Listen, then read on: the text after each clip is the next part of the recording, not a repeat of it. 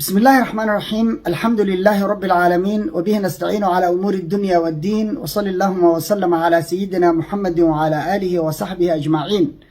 أسعد الله صباحكم ومساءكم ولياليكم أينما كنتم وحيثما حللتم. ولا الله سوماليد ميلا جوجتان بإله سبحانه وتعالى يدكوا ما يلو عدي لبندبك الله كقادو عدي دل الله وفي انت باهن الله ديقو انت بوكتا الله بوكسيو انتي دمتي الله ونحرستو والدينتين الله ونحرستان نغن الله نوغدو ونحرستو dalka diinta dadka iyo dowladnimadaba ilaahay subxaanahu wa ta'aala inoo badbaadi. Maanta waxaan ka hadlayaa laba qodob. Qodobka koowaad waa baarlamaankii Soomaaliya iyo wixii ka dhacay, kelmadaan ka oranaya. Qodobka labaad dowladdii dhexe iyo Jubbaland xaaladoodii meeshay maraysana kelmadaan ka oranaya. Waa midda koowaad baarlamaanka waxa ka dhacday laba fadeexadood. Tii hore waxay ahayd Firimbi. waagi hore waxaa la oran jiray xasan Firimbi iyo Sacdiye Firimbi, laakiin hadda waxay ahayd Jubba Firimbi. reer Jubbaland oo dhan baa Firimbi watay, odayaashoodii, dhalinyaradoodii, kulli Firimbi bay wateen. waxa la yaab la igu noqotay anoo tii la yaaban ayaa waxaa dhacday fadeexad ka weyntaas. nin askariya oo tuutaha qaranka xiran oo calankii Soomaaliya labisan oo xasiloonida iyo badqabka dadka baarlamaanka ku jira naftiisa u huray ku qaata dhaqaale aad u yar, ilaalinta niman qaata dhaqaale aad u badan, ayaa isagoo soo jeeda oo gacmihiisu ay laalaadaan oo celinaya oo difaacaya derbi intay samaysteen ciidamadu ay difaacayaan maamulka iyo madaxda baarlamaanka,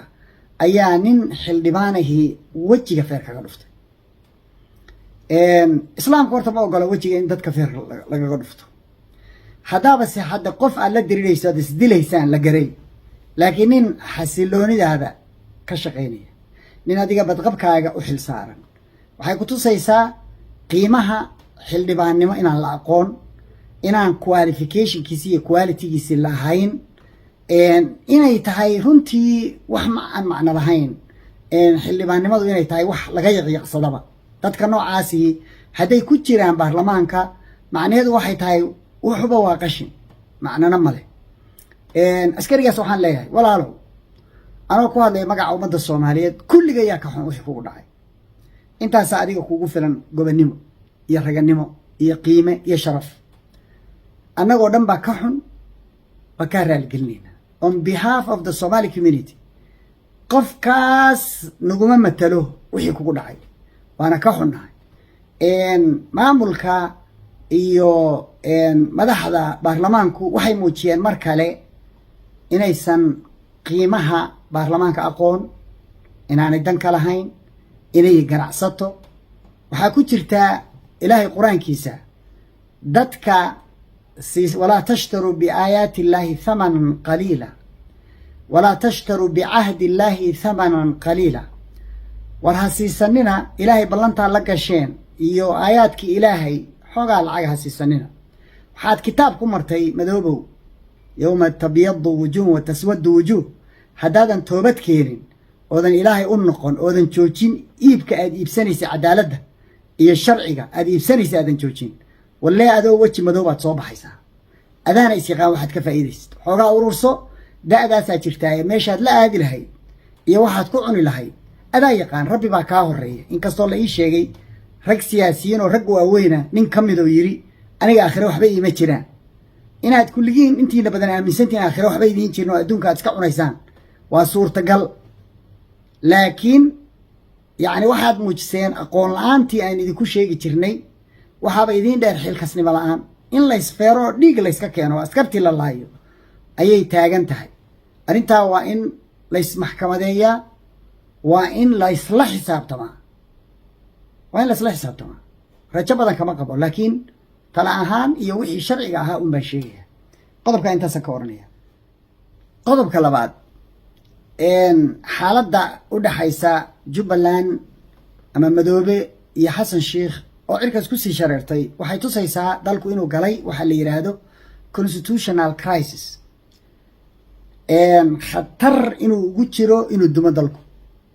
sharciyadii dalku inay baaba'ayso. waxaa dhacday madaxweynihii waddanka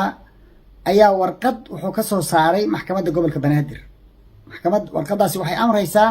أحمد مدوبة ودنبيلا إن لصاحره ويابه مدحوينه دوسن سيداس هدو انت aqoontiisu ay tahay dawladnimo haduusan xataa garan karin war maxkamadda banaadir balcad iyo afgooye midna ma gaarto mana xukunto Axmed Madoobe Kismaayo jira u kaadiye inta haduusan fahmi karin oo uusan ka dacweynayn maxkamadda sare wax la yaab leh way maxkamadda gobolka banaadir maxaa ka qosay Kismaayo qof degan banaadir buu degan yahay jurisdiction kuma leh waa mid labaad madaxweynihii ka horreeyay waxaad ku eedeynaysaa inuu la dagaalamayay nimanka maanta dagaalkaagu wuxuu marayaa xataa inaad tiraahdo la soo xiro waxaa imaanaysa qof maamul goboleeda oo aad in yar iskhilaafsantiin inuu isku soo aaminin Muqdisho because hadaa isagoo Kismaayo jira leedahay la soo qabto warar baa sheegaya inaad Interpolna ka dacweysay waxaa iyadana ka muuqata aqoon la'aan siyaasadeed iyo sharciyadeed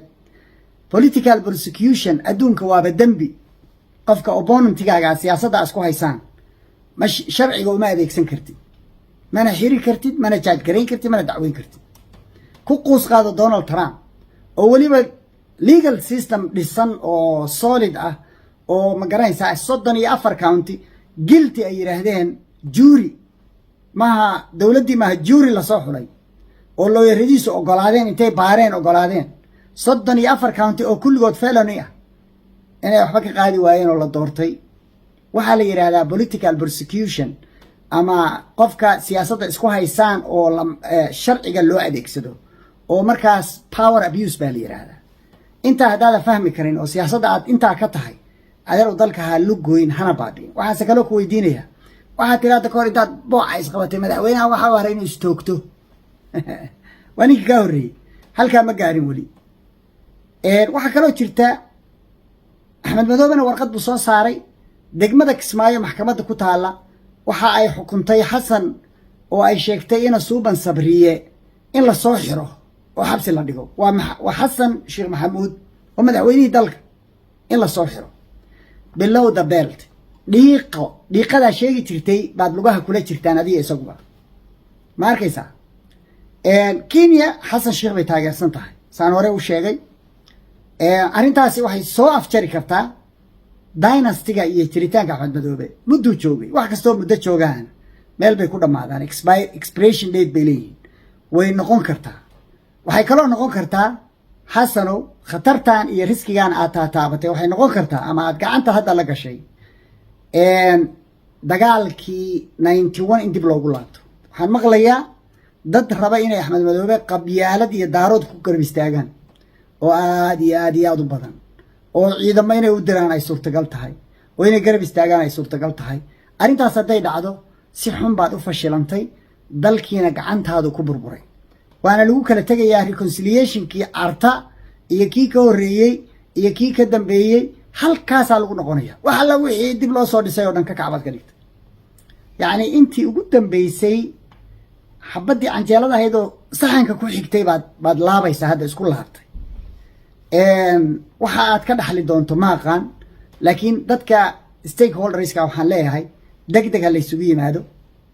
ha laga shiro Soomaaliya Xasan Sheekh kadib say noqon lahayd hadeerna gacanta ha laga dhigo oo ha laga wareejiyo isagu nin garanaya meeshu ka aadi lahaa maaha in dad kale u tashadaan arinta stakeholders ay gacanta ku dhigaan international community-ga lagu khasbo warqad waxa jirta intelligence oo la wareejinayo warqada waxaan xaqiijiyay inaysan dawladda Mareykanka ka soo bixin laakiin waxay ka soo baxday hay'adaha contractors-ka waa information gathering-ka iyo military intelligence information ka siiya talooyinkooda waa la qaataa talooyinkooda waxa kamid ah kow madaxweynaha iyo ra'iisul wasaaraha in la cuno qabateeyo gabi ahaanba Mareykanku inuu ka jaro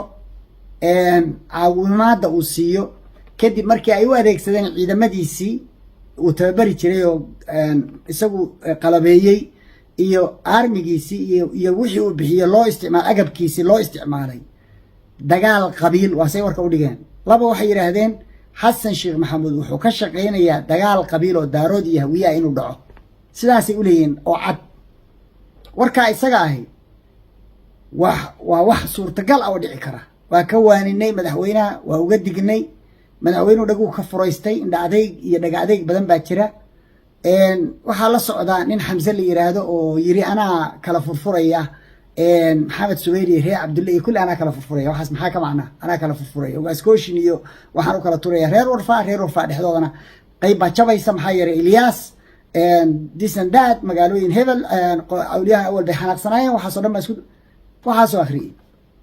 xasan wuxuu u yaqaanaa ninkan magacyo badan buu leeyahay magacii ugu dambeeyay xasan u baxshay waa dhagoolkaygaas ha la ii daayo niman beeshiisaabaa u tegey waxay kala taliyeen waxa uu samaynayo waa uu diiday nin baa ku haray baa la yidhi ay isku dhow yihiin wuxuu weydiiyey su-aal war ninkan aad ku daba luntay oo xamse la yidhahdo maxaad ku falaysaa oo haysataa waxay ku taliyeen in ra-iisul wasaaraha iska bedelo arrintana dib u joojiyo xabadda iyo dagaalka arrintana uu dib u furo wuxuu ku yidhi dhagoolkaygaasaan rabaa ii daayay dhagoolka magacaas u baxshay waxaa la yaab leh ninka uu caayayo warka uu u sheego buu haddana ku dagaalgelaya waxbaa khaldan qof aad dhagool u taqaanid aragtidiisa iyo taladiisa inaad yacni ma naqaan waxaa ku saaray axmed madoobe waxaan leeyahay wax kastoo qimo gaaraa meel bay ku dhammaadaan xaqun cala allah ma irtafaca shayun ilaa shaanah riwaayad kale ma irtafaca shayun ilaa wadaca ilaahay baa waajib iskaga dhigay sunnat allahi alatii qad khalat fii cibaadihi bay ka mid tahay wax kastoo markay qimadooda gaaraan cirka taga ilaahay uma ogolaa dawaam wax makhluuq leeyahay dhulkuu la jaraa marka ma xilligaagii baa la gaaray dhulka kula go'i lahaa miyaa la gaaray aakhira wax ma kuu jiraan hadday aakhira wax kuu jiraan waa roonta haddii kale hadaadaa is yaqaan haddii aakhira waxa kaa horeeya ay yihiin waxa ummaddu hadda u jeedo adduunkana si fadeexadle iyo foolxumo ay dhici karto inaad ku dambayso hadaadaa is yaqaan waad shaqaysatay ma asaabakum min musiibati fabimaa kasabat aydiikum waa waxaad kasbatay gacantaada ilaahay kuma dulmiyin in allaha laysa bidallaamin lilcabiid ilaahay ummadda ma dulmiyo addoomihiisa ma dulmiyo marka iyaduna waan ogaan doonaa etoobiyaanku waa another factor waxaa la sheegaya doolow inay iska soo buuxsheen say yeeli doonaan ma naqaan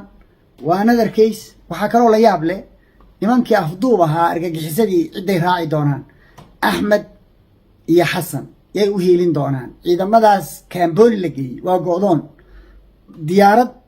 iyo waxay ku bixi karaan doon oo keliya doonta khatarteeda waa garan kartaan diyaaraddana khatarteeda waa garan kartaan afarta koonana waa laga fadhiyaa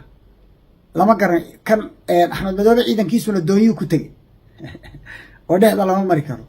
yay la jiraan afduub iyaduna waa factor waa ogaana wixii soo baxa waa isla soconaynaa wabillahi towfiiq asalaamu calaykum waraxmat ullaahi wabarakaatu